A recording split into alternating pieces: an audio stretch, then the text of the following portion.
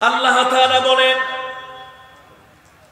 মান আমিলা সালিহাম মিন যাকারিন আও উনসা, যারা নাকি ভালো আমল করে, যারা নাকি নেক আমল করে, নারী অথবা পুরুষদের মধ্য থেকে, ওয়া হুয়া মুমিন, সে ঈমানদার। ঈমানদার কোন নারী, ঈমানদার কোন পুরুষ যদি কোনো ভালো আমল, নেক আমল যদি করে, আল্লাহ তাআলা বলেন ফালানুহইয়ান্নাহু হায়াতান তাইয়্যিবাতান ওয়া লানাজজিয়ান্নাহুম আজরাহুম বিআহসানি মা কানু ইয়ামালুন। আমি আল্লাহ তাদেরকে একটা উত্তম পরিচ্ছন্ন জীবন, একটা পবিত্র জীবন আমি আল্লাহ তাআলা তাদেরকে দান করব। শুধু একটা উত্তম পরিচ্ছন্ন পবিত্র জীবন আমি আল্লাহ তাআলা দান করব না, আমি আল্লাহ তাআলা এর বিনিময় তাদেরকে উত্তম পুরস্কার, উত্তম প্রতিদান আমি আল্লাহ দেব। সুবহানাল্লাহ। মূলত পুরুষদেরকে নয়, পুরুষদের উদ্দেশ্যে আলহামদুলিল্লাহ আরো অনেক কথা বলবে। মা বোনরা যারা আছেন, পর্দার আড়ালের সম্মানিতা মা গো, কান খুলে শুনুন। এই দুনিয়ায় যত ধর্ম আছে, পৃথিবীতে হাজার হাজার ধর্ম আছে, যদি একেবারে তৃণমূল পর্যায়ে দেখা হয় তাহলে লক্ষ লক্ষ ধর্ম আছে পৃথিবীতে। সভ্যতা, সংস্কৃতি, ধর্ম, এই সকল ধর্মের উপরে ইসলাম এমন একটি নেয়ামত। এই ইসলামে নারীকে অন্যভাবে দেখেছে, নারীকে অন্যভাবে সম্মান করেছে, ইজ্জত করেছে, মূল্যায়ন করেছে। সাইয়্যিদুনা ওমর রাদিয়াল্লাহু তাআলা আনহু তার একটা বক্তৃতায় তিনি বলেছেন, ওয়াল্লাহি ইন্না কুন্না ফিল জাহিলিয়াতি মা নাউদ্দু লিন-নিসাই আমরান হাত্তা নাযালাল্লাহু লাহুন্না মা নাযালা ওয়া কাসসামাল্লাহু লাহুন্না মা কাসসামা। আল্লাহর কসম, নারীর কোনো সম্মান ছিল না, নারীর কোনো ইজ্জত ছিল না, নারীর কোনো মর্যাদা ছিল না। একটা গরুর বাচ্চা, ছাগলের বাচ্চার দাম ছিল, মূল্য ছিল, ইজ্জত ছিল, কিন্তু নারী হয়ে, কন্যা হয়ে জন্মগ্রহণ করলে পৃথিবীতে তার কোনো সম্মান ছিল না। মুহাম্মাদুর রাসূলুল্লাহ সাল্লাল্লাহু আলাইহি ওয়াসাল্লাম তিনি যখন দ্বীন ইসলাম নিয়ে আসলেন, আল্লাহ নবী যখন দ্বীন ইসলাম নিয়ে আসলেন, উতর কর গারে হেরা সে সুয়ে কওম আয়া এক নুসখায়ে কিমিয়া সাথলায়া। আমার রহমতের নবী, আমার দয়ার নবী, মায়ার নবী, করুণার নবী, আল্লাহ তাআলা তাকে যখন ইসলাম দিলেন, ওহী দিলেন, নবীজি যখন ওহী নিয়ে গারে হেরা থেকে নেমে আসলেন, এবার আমরা নারীর মর্যাদা বুঝলাম, নারীর সম্মান বুঝলাম, নারীর মর্যাদা বুঝলাম। এর আগে নারীর কোনো সম্মান, কোনো ইজ্জত, কোনো মর্যাদা ছিল না। নারীর কোনো সম্মান। আজকের এই সিরাত মাহফিলে আমি নারীদেরকে দিয়ে কথা শুরু করব। পর্দার আড়ালের মা, একটু কান খুলে শুনুন। মা গো, আজকের জন্য ঘরের কাজ কারবার একটু বন্ধ রাখুন, কান খুলে শুনুন। মা, ইসলাম আপনাকে সম্মানের আসন দিয়েছে। মা গো, ইসলাম আপনাকে মর্যাদার আসন দিয়েছে। এই পৃথিবীর কোন ধর্ম, কোন নেতা, কোন দার্শনিক নারীকে এরকম ইজ্জত দেয় নাই। আর আমার সামনে যে কচি কাঁচা ছোট মাসুম বাচ্চারা বসে আছে, তাদের উদ্দেশ্য করে বলি, আহারে আমার রহমতের নবী এই ছোট্ট ছোট মাসুম বাচ্চাদেরকে কোন ধর্মের, কোন জাতের, কোন গোত্রের, কোন সম্প্রদায়ের, এগুলি রহমতের নবী কখনো, আল্লাহর নবী কখনো এগুলি চিন্তা করতেন না। ছোট বাচ্চা পেলেই নবী একটা স্নেহ মাখা মুস্কি হাসি দিতেন, সালাম দিতেন, আদর করে দিতেন। এই যে আমরা আতর ব্যবহার করি এখানে, কি এখানে ব্যবহার করি না? এটা হারাম না, নাজায়েজ না, এইখানে আমরা আতর ব্যবহার করি। কিন্তু রহমতের নবী কোথায় ব্যবহার করতেন জানেন? আল্লাহ রসুল ব্যবহার করতেন এখানে। নবীজি মাঝখানে চুলে সিঁথি কাটতেন। রাসূলুল্লাহ সাল্লাল্লাহু আলাইহি ওয়াসাল্লামের চুল মাঝখানে নবীজি সিঁথি কাটতেন। আতরের শিশিটা, আতরের বোতলটা মাঝখানে ঢেলে দিতে টপ টপ করে আতরগুলি পড়তো। রহমতের নবী, রহমাতুল লিল আলামিন, আমার মায়ার নবী, দয়ার নবী এই জায়গায় আতর ব্যবহার করতেন। ছোট্ট বাচ্চা দেখলেই রাসূলুল্লাহ তাকে একটু আদর করে দিতেন, একটু স্নেহ করে মাথায় হাত বুলিয়ে দিতেন, মুস্কি একটা হাসি দিতেন। কাফেরের বাচ্চা হোক, বেদিনের বাচ্চা হোক, শত্রুর বাচ্চা হোক, ভিন্ন ধর্মের, ভিন্ন মতের, ভিন্ন মতাদর্শের হোক, নবীজি দেখলেই স্নেহ করতেন। আর রহমতের নবীর হাতটা যে বাচ্চার গায়ে লাগতো, 2 দিন 4 দিন 1 সপ্তাহ পর্যন্ত ঘ্রাণ থাকতো, লোকেরা বলতো রহমতের নবী মুহাম্মদ রাসূলুল্লাহর হাত এই বাচ্চার গায়ে লেগেছে। আল্লাহ, আমি আমার মায়েদেরকে বলবো, মা গো, মা একটু সময় কান লাগিয়ে শুনুন, আপনার তো কোনো ইজ্জত ছিল না, এই নারীকে ইসলাম কন্যা হিসেবে সম্মান দিয়েছে, এই নারীকে ইসলাম বোন হিসেবে সম্মান দিয়েছে, এই নারীকে ইসলাম কনজুগাল লাইফের পার্টনার, দাম্পত্য জীবনের সাথী হিসাবে, বন্ধু হিসাবে মর্যাদা দিয়েছে, নারীর সব থেকে বড় সম্মান দিয়েছে। আল্লাহর হাবিব বলেছেন, রহমতের নবী বলেছেন, দয়ার নবী বলেছেন, আল জান্নাতু তাহতা আকদামিল উম্মাহাত, তোমাদের মায়ের পায়ের নিচে তোমাদের বেহেশত। আল্লাহ, এর থেকে বড় কথা কি হতে পারে? সুতরাং আজকের সিরাত মাহফিলে আমি নারী দিয়েই শুরু করব, শিশু দিয়েই শুরু করব। মাগো, ইসলাম যদি পৃথিবীতে না আসতো, ইন্নাদ দীনা ইনদাল্লাহিল ইসলাম, আল্লাহ তাআলা ইসলাম দিয়ে জগৎবাসীকে ধন্য করেছেন। আমি আল্লাহর ইজ্জত ও জালালের কসম খাচ্ছি, আমি আল্লাহর ইজ্জত ও জালালের কসম খাচ্ছি, আমি আল্লাহ তাআলার জাতে পাকের কসম খাচ্ছি, একজন মুসলমান হিসেবে নয়, একজন মানুষ হিসেবে বলছি, আল্লাহর কসম, পৃথিবীতে যত ধর্ম আছে সব থেকে যৌক্তিক, মানবিক, সুন্দর, শান্তির, কল্যাণের ধর্মের নাম হলো ইসলাম। আল্লাহর কসম, ইসলামে যৌক্তিকতা আছে, ইসলামে আন্তরিকতা আছে, ইসলামে মানবিকতা আছে, ইসলাম সায়েন্টিফিক, ইসলাম অথেন্টিক। মা এবং বোনদেরকে বলবো, মা গো, জাহিলি যুগে যখন কন্যা সন্তান জন্মগ্রহণ করে, লোকেরা কন্যাগুলোকে হত্যা করে। নবীজি বললেন, না, কন্যা হত্যা করিও না, পুরুষের যেরকম বাঁচার অধিকার আছে কন্যাদেরও ওইরকম বাঁচার অধিকার আছে। আল্লাহ নবী বললেন, তোমরা কন্যা সন্তান হত্যা করিও না, তাদের বাঁচার অধিকার আছে। তোমাদের ভিতরে যার একটা কন্যা সন্তান হয়, রহমতের ফেরেশতারা ওই কন্যা সন্তানের মাথায় হাত বুলায় আর দোয়া করে, আল্লাহ, এই কন্যা সন্তান যে আব্বা আম্মা লালন পালন করবে, এই কন্যা সন্তান যে আব্বা আম্মা লালন পালন করবে, তোমার রহমতের কোলে ওই আব্বা আম্মাকে তুমি লালন পালন করো। আল্লাহু আকবার। রাসূলুল্লাহ সাল্লাল্লাহু আলাইহি ওয়াসাল্লাম সে নারীর ব্যাপারে কি বলেছেন? আল্লাহ নবী বলেছেন, মান আলা সালাসা বানাতিন আও মিসলাহুন্না মিনাল আখওয়াত ফাআদ্দাবাহুন্না ওয়া রাহিমাহুন্না হাত্তা ইউগনিয়াহুন্নাল্লাহু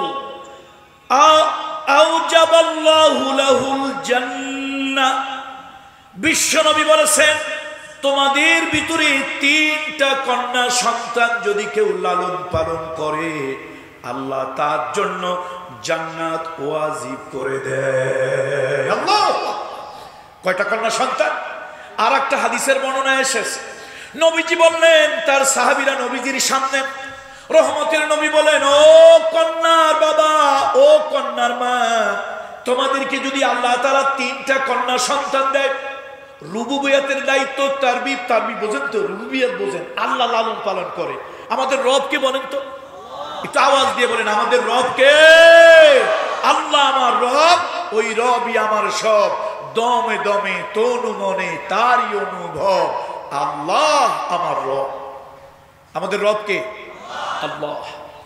রাসূলুল্লাহ বলেছেন সাল্লাল্লাহু আলাইহি ওয়াসাল্লাম, কোন বাবার 3টা কন্যা সন্তান, সে তারবিবের, ওই যে আল্লাহ লালন পালন করে, আল্লাহ আমারে কন্যা দিছে, আমারে বলছে তোমারে লালন পালনের দায়িত্ব দিলাম, পালন করো। এই রুবুবিয়তের তারবিবের দায়িত্ব কোন বাবা মা যদি পালন করে, 3টা কন্যা, মন খারাপ করে নাই, বউকে তালাক দেওয়ার হুমকি দেয় নাই, এই তোর কন্যা হইল কেন, তোরে তালাক দিয়ে দেব, বাপের বাড়ি পাঠায় দেব, এরকম হুমকি ধামকি দেয় নাই। 3টা কন্যা হইছে, হাসি মুখে মেনে নিয়েছে। এই কন্যা 3টাকে তালিম তরবিয়ত দিয়েছে, তারবিবের দায়িত্ব, রুবুবিয়তের দায়িত্ব, লালন পালনের দায়িত্ব হাসি খুশি মুখে করেছে। আল্লাহ নবী হাত উঁচু করলেন, 2টা আঙ্গুল রাসূলুল্লাহ পাশাপাশি করলেন, আর বললেন, ও কন্যার বাবা, ও কন্যার মা, কিয়ামতের দিন তুমি আর আমি পাশাপাশি জান্নাতে থাকবো। এই যে একটু আগে যে হাদিস খানা পড়লাম, মান আলা সালাসা বানাতিন আও মিসলাহুন্না মিনাল আখওয়াত, কেউ যদি 3টা বোন, বাবা মারা গেছে, 3টা বোন লালন পালন করেছে, অথবা 3টা কন্যা সন্তান আল্লাহ তাকে দিয়েছে, ওই 3টা কন্যা সন্তান লালন পালন করেছে, আল্লাহ তাদের প্রতি রহম করেছে, দয়া করেছে, শিক্ষা দীক্ষা দিয়েছে, বড় হয়েছে, বিয়ে শাদী দিয়েছে। রাসূলুল্লাহ বলেছেন, আল্লাহ তার জন্য আওজাবাল্লাহু লাহুল জান্নাহ, আল্লাহ তার জন্য জান্নাত ওয়াজিব করে দেয়। ফাকালা রাজুলুন, এক ব্যক্তি দাঁড়ায় বলে, ইয়া রাসূলুল্লাহ, 3টা না করে কেউ 2টা করছে, 2টা মেয়ে অথবা 2টা বোন লালন পালন করেছে। আল্লাহ নবী, রহমতের নবী, দয়ার নবী, মায়ার নবী বললেন, 2টাও যদি কেউ করে তাকেও আল্লাহ জান্নাত দিয়ে দেবে। এই যে নারীর প্রতি সম্মান, আপনারা যারা সৌদি আরবে যান, 20-25 বছর 30 বছরের ভিতরে যারা যাতায়াত করেছেন, সৌদি আরবে এত পরিবর্তন, এত ভাঙচুর হয়েছে। একটা জায়গা এখনো আছে, জাবালে ওমর এর ডান পাশে, জাবালে কাবার পূর্ব পাশে, এখনো একটা জায়গা ঘেরাও করে রাখা হয়েছে, হারাম শরীফের পশ্চিম পাশে। আব্দুল্লাহ যে এক্সটেনশন হয়েছে, হারাম শরীফ নতুন ভাবে রেনোভেশন এক্সটেনশন করা হয়েছে, এই যে হারাম শরীফের নতুন যে হারাম, এটার নাম আব্দুল্লাহ হারাম। সেই জাবালে ওমরের পাশে একটা জায়গা এখনো ঘেরাও দেওয়া আছে, এখনো টিল নাও, গত বছর পর্যন্ত আমি দেখে আসছি। এখন কি হয়েছে আমি জানি না, 6 মাস আগের কথাও আমি জানি, এখন পর্যন্ত আছে। সেখানে কত লোক নীরবে দাঁড়িয়ে চোখের পানি বিসর্জন দেয়। এটা জায়গা এসেস মাহাদাল মাকান, এই জায়গাটার নাম কি? লোকেরা কয় সেটা হলো এই জায়গা যেখানে জাহিলি যুগে জিন্দা কবর দেওয়া হতো, জাহিলি যুগে জিন্দা কবর দেওয়া হতো। সমাজের গরিব মানুষের মেয়ে হইলে কোনো অসুবিধা নাই, বড় লোকদের মেয়ে হইলে যদি বলা হয়তো তোমার একটা মেয়ে হয়েছে, দল্লা ওয়াজিহাহু, চেহারা কালো হয়ে যেত। অথচ মেয়েরা নিয়ামত। মাগো, ও মা, আমার ভাই ইলিয়াসের জন্য দোয়া করেন। গ্রামের মধ্যে এই অজপাড়া গায়ে বাংলাদেশের সব ওলামা একরামদেরকে একত্রিত করেছেন। উনি তো এমপি নির্বাচন করবেন না, উনি তো রাজনীতির জন্য, ভোটের জন্য করে নাই। এই যে ওলামা একরামদেরকে এনে লক্ষ লক্ষ টাকা খরচ করার উদ্দেশ্য কি? একটাই উদ্দেশ্য, মানুষের দিলগুলো মরে গেছে, কোরআন আর হাদিসের নূর দিয়া এই মুর্দা দিল জিন্দা করা। সমাজটা অন্ধকারে ভরে গিয়েছে, এই সমাজ জাহিলিয়াতের অন্ধকারে ভরে গিয়েছে। কোরআনের নূর দিয়া, হাদিসের নূর দিয়া, ইসলামের নূর দিয়া এই জাহালাত দূর করে দেওয়া। কথা ঠিক কিনা বল? এটা ছাড়া কি অন্য কোনো উদ্দেশ্য আছে? এটা ছাড়া অন্য কোনো উদ্দেশ্য নাই। মাগো, আমার মায়েদেরকে, আমার বোনেদেরকে বলছি, মা একটু কান লাগাও। নারীর কোনো ইজ্জত, নারীর কোনো সম্মান, নারীর কোনো মর্যাদা ছিল না। এই ইসলাম কি মর্যাদাই না নারীকে দিয়েছে। মুহাম্মাদুর রাসূলুল্লাহ, মুহাম্মাদুর রাসূলুল্লাহ সাল্লাল্লাহু আলাইহি ওয়াসাল্লাম, যিনি আমার দয়ার নবী, যিনি আমার মায়ার নবী, যিনি আল্লাহর পক্ষ থেকে রহমতের নবী, সেই নবী একমাত্র নারী জাতির সম্মান দিয়েছে। আমার দেশের রাজনৈতিক দলগুলি একটা কাজ করছে, মিছিলের আগে মহিলাদেরকে না দিলে তাদের মিছিলে জোশ ওঠে না, গায়ের মতো জোশ মারে না। এই একটা কাজ করছে, নারীরে মিছিলের আগে দেওয়া। এছাড়া আমার দেশের নারী প্রধানমন্ত্রী, নারী বিরোধী দলের নেত্রী, নারী স্পিকার, নারী সংরক্ষিত আসনে, নারী সংসদীয় আসনে, এত জায়গায় নারীকে ক্ষমতায়ন করেও, নারীকে বড় বড় চেয়ারে বসাইয়াও নারীর অধিকার পাই নাই, ইজ্জত পাই নাই, মর্যাদা পাই নাই, সম্মান পাই নাই। নারীকে যদি সম্মান দিতে হয়, আমার রহমতের নবীর কাছে ফিরে যেতে হবে, তাহলেই নারী সম্মান পাবে, ইজ্জত পাবে। বন্ধুরা আমার, মুরব্বীরা আমার, মায়েদের কথা বলতেছিলাম, বাচ্চাদের কথা। রাসূলুল্লাহ সাল্লাল্লাহু আলাইহি ওয়াসাল্লাম বাচ্চাদেরকে কেমন ভালোবাসতেন। আল্লাহ, নবীজি যেদিন মদিনা শরীফে যান, রহমতের নবী যেদিন মদিনা শরীফে যান, ওই দিন একটা ঈদ লেগে গেল, মদিনার বাসীদের জন্য একটা ঈদ শুরু হয়ে গেল। এত আনন্দ, এত আনন্দ, বাচ্চারা, ছোট্ট ছোট্ট বাচ্চারা গান গাইতেছে, তালাল বদরু আলাইনা মিন সানাওয়াতিল বিদা ওয়াজাবাত শুকরু আলাইনা মাদআ লিল্লাহিদা। নবীজির জন্য বাচ্চারা গান গাইতেছে, মদিনার প্রত্যেকটা মানুষ আনন্দের বন্যা বয়ে যাচ্ছে। যার বাড়িতে ফল আছে সে ফল নিয়ে আসছে, ডালিম আছে ডালিম নিয়ে আসছে, খেজুর আছে খেজুর নিয়ে আসছে, যার কুয়ায় ঠান্ডা মিষ্টি পানি সে পানি নিয়ে আসছে। কার জন্য? কথা কয় না, কার জন্য? রহমতের নবীর জন্য। এক মহিলা কিছু আনে নাই, আনছে একটা বাচ্চা। এই বাচ্চাটা মরা মরা বাচ্চা। মরা মরা বোঝেন তো? আঞ্চলিক ভাষায় কি বলে? যে রোগ টোগ থাকে, রোগ মোটে সারেই না, আজ মরে কাল মরে, এগুলোর কি আঞ্চলিক ভাষায় কি বলে? চিটাগংয়ের ভাষা বড় মজা লাগে, কিন্তু আমি বলতে পারি না, গালাগালি দিলে কেউ বুঝি বা বলতে পারি না। মাশাআল্লাহ, কঠিন ভাষা আপনাদের। এরকম একটা বাচ্চা নিয়ে আসছে এক মহিলা, উম্মে সুলাইম। রাসূলুল্লাহর কাছে এসে মহিলা চোখের পানি ছেড়ে দিয়া, তখন তার পর্দার আয়াত নাজিল হয় নাই, চোখের পানি ছেড়ে দিয়া বলছি, ইয়া রাসূলুল্লাহ, রহমতের নবী আসছে, মদিনার কি সৌভাগ্য, রহমতের নবী আসছে, কেউ তাকে এক একটা হাদিয়া দিচ্ছে, আমি তো জনমের মতো গরিব, আমি কি দেব? আমি তো জনমের মতো গরিব, আমি কি দেব হুজুর? আমার বাচ্চা কাচ্চা হয় আর মরে, হয় আর মরে, বাচ্চা হইলে আর বাঁচে না। এই বাচ্চাটা আছে, ওর নাম আনাস। আল্লাহু আকবার বলেন না? এই বাচ্চাটা নিয়ে আসছি, হয় আর মরে, হয় আর মরে, এইটাও এখন মরে এখন বাঁচে, এরকম অবস্থা হুজুর। আমি চিন্তা করলাম, রহমতের নবীর তো একটা খাদেম দরকার, গোলাম দরকার, রহমতের নবীর একটা চাকর দরকার। আমি আমার সন্তানটাকে রহমতের নবীর গোলাম হিসাবে, চাকর হিসাবে, খাদেম হিসাবে এই বাচ্চাটারে নিয়ে আসছি। নবীজির আবেগে চোখ দিয়ে পানি বের হয়ে গেছে। আরে আমারে কেউ ডালিম দিল, কেউ খেজুর দিল, কেউ পানি দিল, কিন্তু এরকমটা বাচ্চা তো কেউ হাদিয়া দিল না। রহমতের নবী আবেগে চোখে পানি এসে গেছে। হুজুর বাচ্চাটাকে কাছে আনলেন, মাথায় হাত দিয়ে রহমতের নবী থেকে দোয়া করে দিলেন, আল্লাহ তার হায়াতের ভিতরে বারাকা দান করো।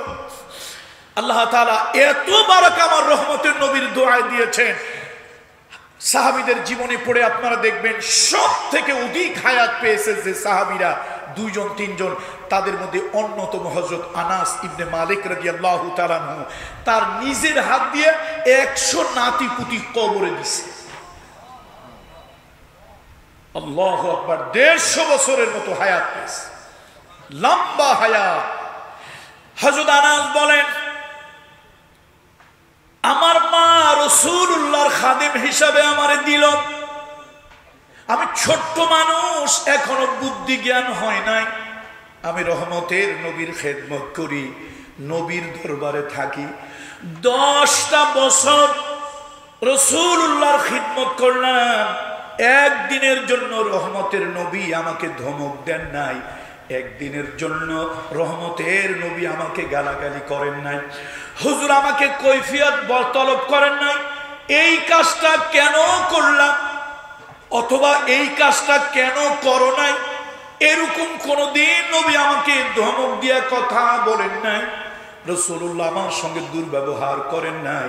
ও দুনিয়ার মানুষ, রহমতের নবীর মতো এমন সোনার মানুষ, এমন ভালো মানুষ, এমন উত্তম চরিত্রের মানুষ আর সৃষ্টি জগতে পাওয়া যাবে না। আল্লাহ, এই যে বাচ্চাদের সাথে রাসূলুল্লাহর ভালো আচরণ, হাসান হোসাইন রাদিয়াল্লাহু তাআলা আনহুমা, তাদের সাথে কি সুন্দর আচরণ রাসূলুল্লাহ করেছেন, ছোট্ট বাচ্চা। তো মা বোনদের কথা বলতেছিলাম, মা গো, নারীর সম্মান মুহাম্মদ রাসূলুল্লাহ দিয়েছে। আমি কি একটা কঠিন কথা বলবো? আমি কি একটা কড়া কথা বলবো? আমাদের দেশের কিছু বুদ্ধিজীবী নামধারী কিছু বুদ্ধি প্রতিবন্ধী আছে, এগুলোর ডাইরেক্ট জুতা মারা দরকার। ডাইরেক্ট বুদ্ধিজীবী নামধারী কি আছে? বুদ্ধি প্রতিবন্ধী, ইন্টেলেকচুয়াল ডোয়ার্ফ। এই কিছু বুদ্ধি খাটো মানুষ আছে, ওদেরকে বুদ্ধিজীবী বলে। কে ওদেরকে বুদ্ধিজীবী বলে? এই বুদ্ধিজীবীরা বিভিন্ন নারী দিবস আসলে, নারী দিবসে টেলিভিশনে ক্যামেরার সামনে বক্তৃতা দেয়, কয় পণ্ডিতেরা বলেছে নারী হলো অর্ধাঙ্গিনী, ওদেরকে ডাইরেক্ট জুতা মারবেন। এগুলো পণ্ডিতের কথা না, মিথ্যা কথা। এই কথাটা আমার রহমতের নবীর কথা। এই কথাটা কি বলেন তো? নবীর কথা, রহমতের নবীর কথা। এই যে স্ত্রী অর্ধাঙ্গিনী, এটা রাসূলুল্লাহর কথা।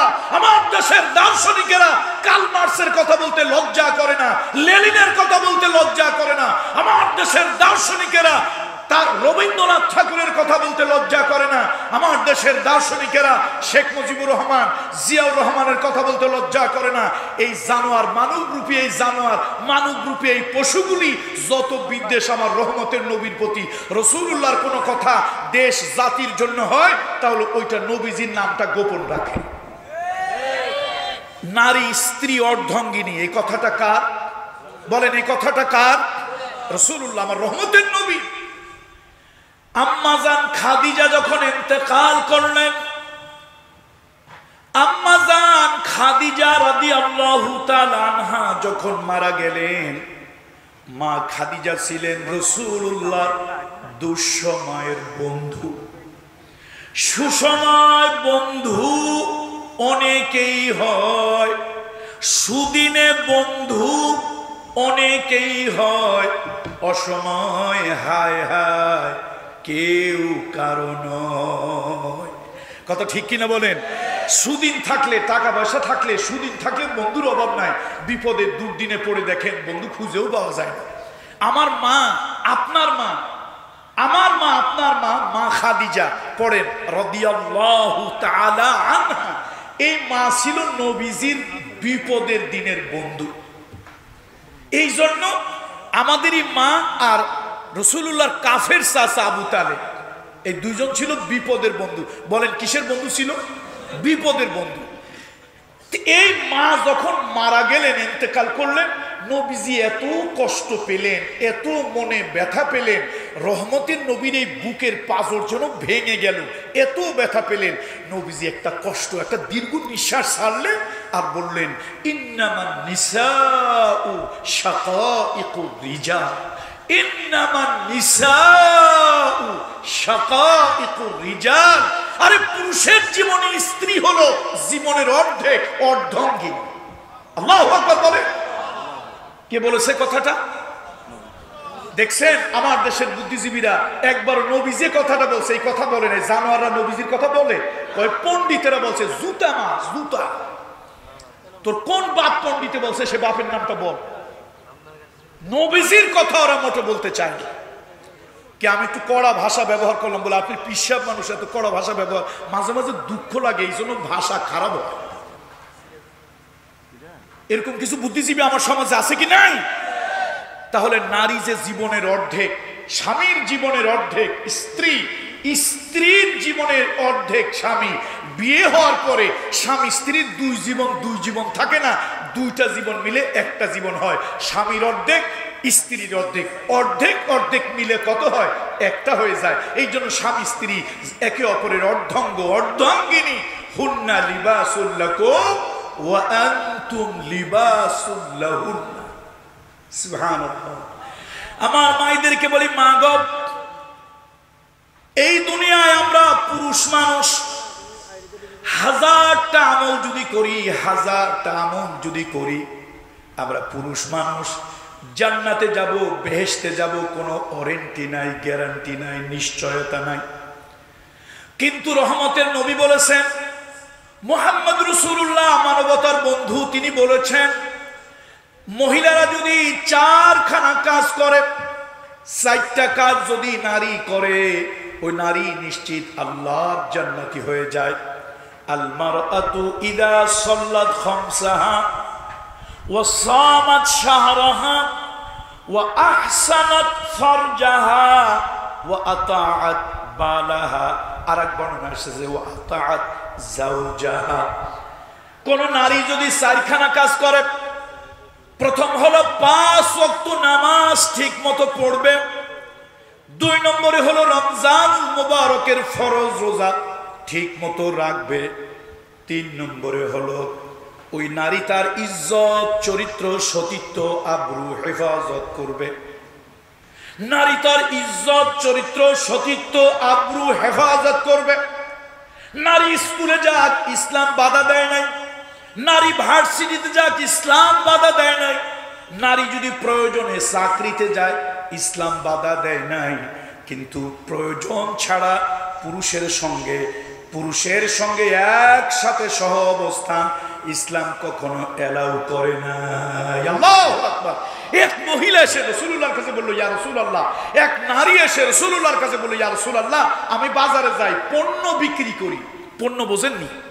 এই যে বিভিন্ন জিনিসপত্র, বেজোয়া, আমরা ইংরেজিতে বলি কমোডিটি। এই আমার যতটুকু মনে হইল, এই হাদিসটা পড়ে যতটুকু আমার মনে হয়েছে, মহিলা বোধহয় কোনো কুটির শিল্পের কাজ করত। খেজুরের পাতা দিয়া, খেজুরের সোবড়া দিয়া বিভিন্ন জিনিসপত্র বানাইতো, ওইগুলো নিয়ে বাজারে বিক্রি করত। এখন মহিলা রাসূলুল্লাহর কাছে, রহমতের নবীর কাছে বলতেছে, মানবতার বন্ধু, মানবতার শিক্ষক রহমতুল্লিল আলামিনের কাছে বলছে, হুজুর, আমি বাজারে যাই, আমি পণ্য বিক্রি করি। নবীজি বললেন, না, খবরদার, বাজারে যাবে না। কি বলছে বলেন তো? খবরদার, বাজারে যাবে না, বাজারে যাবে না, পণ্য বিক্রি করার জন্য বাজারে যাবে না। মহিলা আবার বলি, ইয়া রাসূলুল্লাহ, আমি তো বাজারে যাই, পণ্য বিক্রি করি। নবীজি বলেন, না, বাজারে যাবে না। মহিলার মনটা একটু খারাপ হলো। ইয়া রাসূলুল্লাহ, ইয়া রাসূলুল্লাহ, হুজুর, আমার স্বামী অসুস্থ, পক্ষাঘাতগ্রস্ত, সে বিছানায় শুয়ে থাকে, বেড সিক। স্বামী উঠতে পারে না, নড়তে চড়তে পারে না, কামাই রুজি করতে পারে না, পায়খানা প্রস্রাব সব আমার পরিষ্কার করতে হয়, খাবার দাবার আয়োজন, আমার 2টা বাচ্চা আছে, এই বাচ্চাদেরও সব ব্যবস্থা আমাকেই করতে হয়। সংসার চালাই আমি সারাদিন, এই পণ্য তৈরি করি, তারপরে বাজারে নিয়ে বিক্রি করি। দেখেন রহমতের নবী কাকে বলে? আল্লাহর হাবিব, মানবতার বন্ধু রহমতুল্লিল আলামিন বলেন, হে মহিলা, তুমি বাজারে যাবে, পণ্য বিক্রি করবে, তুমি বিক্রয় লব্ধ পয়সা দিয়ে এই সংসার পরিচালনা করবে। কিয়ামতের দিন আল্লাহ তোমাকে দ্বিগুণ প্রতিদান দেবে। তোমাকে কয়গুণ প্রতিদান দেবে? দ্বিগুণ প্রতিদান দেবে। দেখছেন, একটু আগে রাসূলুল্লাহ বলেছেন না, যাবে না, নিষেধ। তাহলে বোঝা গেল নেসেসিটি নোজ নো ল, আর জরুরাতু তবিহুল মাহজুরাত। ওই মহিলার বেঁচে থাকার জন্য দ্বিতীয় বিকল্প কোনো রাস্তা ছিল না।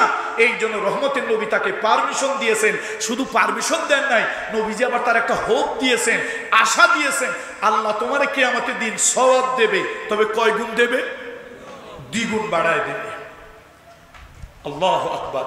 এই জন্য মায়েদেরকে বলি, মা গো, ও মা, 5 ওয়াক্ত নামাজ ঠিক মতো পড়বেন, রমাদানুল মুবারকের রোজা রাখবেন, আর হলো ইজ্জত, আবরু, চরিত্র, সতীত্ব হেফাজত করবেন। ইজ্জত, আবরু, চরিত্র, সতীত্ব হেফাজত করবেন। আর 4 নম্বরে বিবাহিতা নারী স্বামীর অনুগত হবেন। আমার দেশের মহিলারা স্বামীর সাথে অনেক তুচ্ছ তাচ্ছিল্য আচরণ করে, স্বামীর সাথে অনেক ধরনের তুই তোকারি করে, খারাপ ব্যবহার করে। মা গো, ও মা, তুমি যদি জমিদারের মেয়ে হও, বাদশার মেয়ে হও, বিরাট বড় টাকাওয়ালা পয়সাওয়ালার মেয়েও যদি হও, মা গো, স্বামীর পরিচয় তোমার আসল পরিচয়, স্বামীর ঠিকানা তোমার আসল ঠিকানা। মা, স্বামীর সাথে দুর্ব্যবহার করবে না। রাসূলুল্লাহ বলেছেন, মানুষ মানুষকে সেজদা দেওয়া জায়েজ নয়, হারাম। এই দুনিয়ায় কোনো মানুষের সামনে মানুষকে সেজদা দেওয়া আল্লাহ যদি পারমিশন দিতেন, দুনিয়ার সব স্ত্রীদেরকে আল্লাহ তাআলা হুকুম দিতেন স্বামীর সামনে সেজদা করার জন্য। মানুষ মানুষের সামনে মাথা নত করা জায়েজ না হারাম? জায়েজ না হারাম? শিরক, ঈমান চলে যাবে। যদি আল্লাহ তাআলা কোনো পারমিশন দিতেন তাহলে কাদেরকে মাথা নত করার জন্য বলতেন? স্ত্রীদেরকে স্বামীর সামনে। এই জন্য স্বামীদের সাথে ভালো ব্যবহার করবেন, স্বামীদের সাথে দুর্ব্যবহার করবেন না। অনেক মা বোন আছেন স্বামীর সাথে দুর্ব্যবহার করেন। দেখেন, মা রাসূলুল্লাহ ছিলেন ছোট আর মা খাদিজা বয়সে ছিলেন বড়। সম্ভ্রান্ত বংশে আসমানি কিতাবের আলেমা ছিলেন মা খাদিজা, কিন্তু মুহাম্মদ রাসূলুল্লাহকে নাম ধরে ডাকেন নাই। আবুল কাসেম বলতেন, ও কাসেমের বাবা, কাসেমের বাবা। নাম ধরে এ মোহাম্মদ, এ মোহাম্মদ। আস্তাগফিরুল্লাহিল আযীম, আস্তাগফিরুল্লাহিল আযীম। আমার রহমতের নবীকে মা খাদিজা ঈমান মানে নবুয়ত পাওয়ার আগেও কোনোদিন মোহাম্মদ মোহাম্মদ বলে নাম ধরে ডাকে নাই। আমার দেশের মহিলারা স্বামীরে ডাকে, এই বল্টু মিয়া, বল্টু, বল্টু কোথায় গেলা, বল্টু মিয়া, সল্টু মিয়া, নাম ধরে ধরে ডাকে। অবশ্য আপনারা চিটাগাঙ্গের লোকজন ভালো, আপনাদের এলাকায় ডাকে না, আমাদের এলাকা তো অন্যরকম। কথায় কথায় মহিলারা হুমকি দেয়, এই মিয়া কথা ঠিক মতো বলিও, লাল দালানের ভাত খাওয়াইয়া ছাড়ো। এই জন্য মা বোনদেরকে বলি, মায়েরা, সম্মান ইসলাম দিয়েছে, ইজ্জত ইসলাম দিয়েছে, মর্যাদা ইসলাম দিয়েছে। আল্লাহ তাআলা নারীদেরকে সম্মান দিয়েছে। ইসলামে নারী এ ব্যাপারে ঘন্টার পরে ঘন্টা, ঘন্টার পরে ঘন্টা বক্তব্য রাখা যায়, কথা বলা যায়। নারী, এই নারীর ব্যাপারে দেখেন, নারীর ব্যাপারে কিন্তু ইসলাম একটু পার্সিয়ালিটি করছে। পার্সিয়ালিটি বোঝেন তো? নারীর ব্যাপারে ইসলাম পার্সিয়ালিটি করছে। আমরা পুরুষ জাত, কামাই করি আমরা, মারামারি গুতাগুতি কিলাকিলি করি আমরা। আমাদের ব্যাপারে কোরআন শরীফে সূরা নাই। আমাদের ব্যাপারে কোরআন শরীফে কি নাই? সূরা নাই। অথচ আমরা যাদেরকে কামাই করে খাওয়াই, যারা ঘরে বসে, দেখেন না, এক মহিলা তো নিজের দেশে জায়গা নাই, আর এক দেশে গিয়ে ভাষণ দেয়।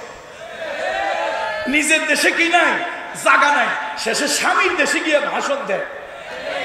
এমনি পাবলিকের মেজাজ গরম, আরো মেজাজ বেশি গরম করে দেয়। বন্ধুরা আমার, বন্ধুরা আমার, নারীর ব্যাপারে দেখেন ইসলাম কতটুকু করেছে। কোরআন শরীফে 114 সূরা, কিন্তু পুরুষ জাতির ব্যাপারে কি নাই? নামে কি নাই? সূরা আছে নাস, মানব সম্প্রদায়। সূরা নাস, মানব সম্প্রদায় আছে। তারপরে হযরত লোকমান আলাইহির রাহমা আলাইহিস সালাম, তার নামে একটা সূরা আছে। কিন্তু আমরা পুরুষ জাতি, আমাদের নামে কি কোনো সূরা আছে? নাই। অথচ আল্লাহ তাআলা আরশের মালিক এই মহিলাদের প্রতি কতটা সম্মান দেখাইল। কোরআন শরীফের 3য় সূরা হলো আলে ইমরান। 3য় সূরাটা কি? ইমরানের স্ত্রী। এই মহিলার নামে প্রথম সূরা দিলেন হান্না বিনতে ফাখুস। এই মহিলার নাম হলো হান্না বিনতে ফাখুস। তার নামে আল্লাহ তাআলা প্রথম সূরা দিলেন কালামুল্লাহ শরীফের 3 নম্বর সূরা আলে ইমরান, ইমরানের স্ত্রী। এরপরে আল্লাহ তাআলা 19 নম্বর 4 নম্বরে যে সূরাটা দিলেন সূরা নিসা, নারী জাতি। এরপরে আল্লাহ তাআলা আবার সূরা দিলেন সূরা মারইয়াম, ইন্নী সাম্মাইতুহা মারইয়াম। মারইয়াম নামে এক সূরা দিলেন আল্লাহ তাআলা। এরপরে নারীর অধিকার পাতায় পাতায়, পৃষ্ঠায় পৃষ্ঠায় আল্লাহ তাআলা নারীর কথা বললেন। এই যে আমি আপনাদের সামনে আজকে তেলাওয়াত করলাম সূরাতুন নাহল 97 নম্বর আয়াত আমি তেলাওয়াত করেছি। নারী এবং পুরুষ, নারী এবং পুরুষ এদের ভিতর থেকে কেউ যদি নারী এবং পুরুষের ভিতর থেকে নেক আমল করে, ভালো আমল করে, আল্লাহ তাআলা তাদের সে আমলকে বরবাদ করে দেন না, তাদের আমলকে আল্লাহ তাআলা নষ্ট করে দেন না। নারী যদি ভালো আমল করে, ভালো সওয়াব আল্লাহ তাআলা তাকে দেবেন। পুরুষ যদি ভালো আমল করে, সওয়াব আল্লাহ তাআলা দেবেন।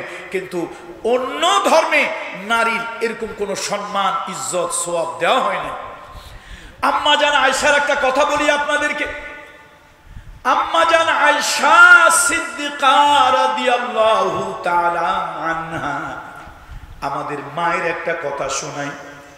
আমার রহমতের নবী, মানবতার বন্ধু, প্রত্যেকদিন ফরজ নামাজ, এশার নামাজ পড়ে মা আয়েশার ঘরের মধ্যে আসতেন। মা আয়েশার সঙ্গে দেখা করতেন এশার নামাজের বাদ।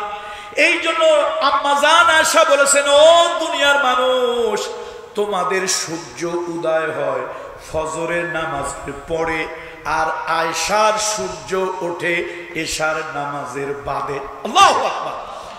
কে বলতেছে?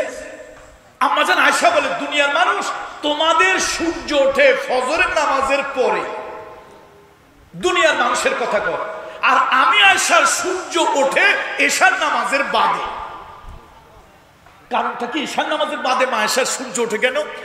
আল্লাহ নবীর একটা আদত স্বভাব ছিল, নবীজি যুদ্ধের বিগ্রহের জন্য যদি মদিনার বাহিরে যেতেন সেটা ভিন্ন কথা, না হলে নবীজি প্রত্যেক দিন যেই বিবির ঘরেই থাকার জায়গা হোক, যেখানেই থাকার জায়গা হোক, এশার নামাজের পর একবার হইল মা আয়েশার হুজরার মধ্যে ঢুকে সালাম দিয়ে জিজ্ঞেস করবে, আয়েশা কেফ হালেক, কেফ হালেক, কেমন আছো তুমি?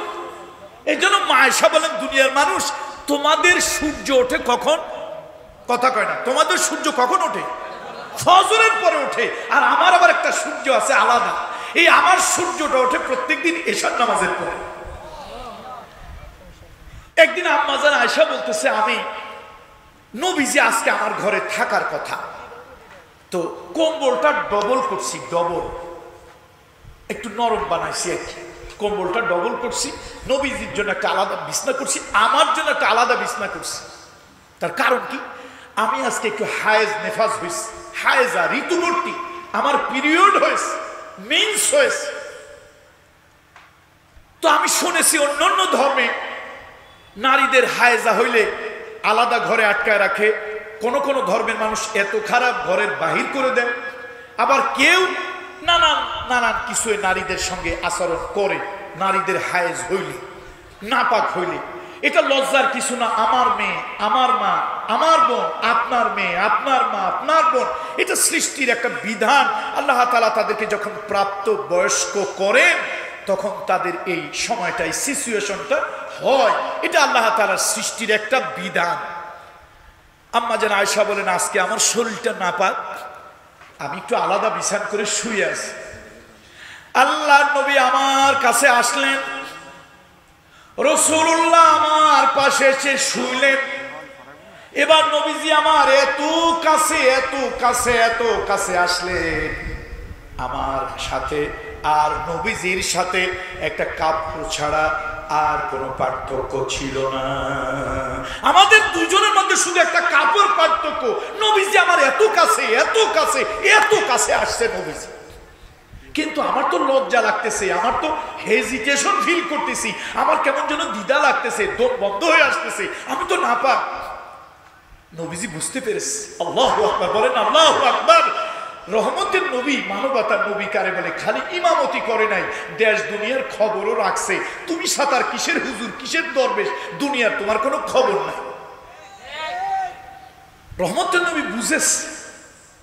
আল্লাহ নবী বলেন, আয়েশা আমি বুঝেছি তুমি হায়েজা ঋতুবর্তী। আয়েশা সংকোচের কারণ নাই,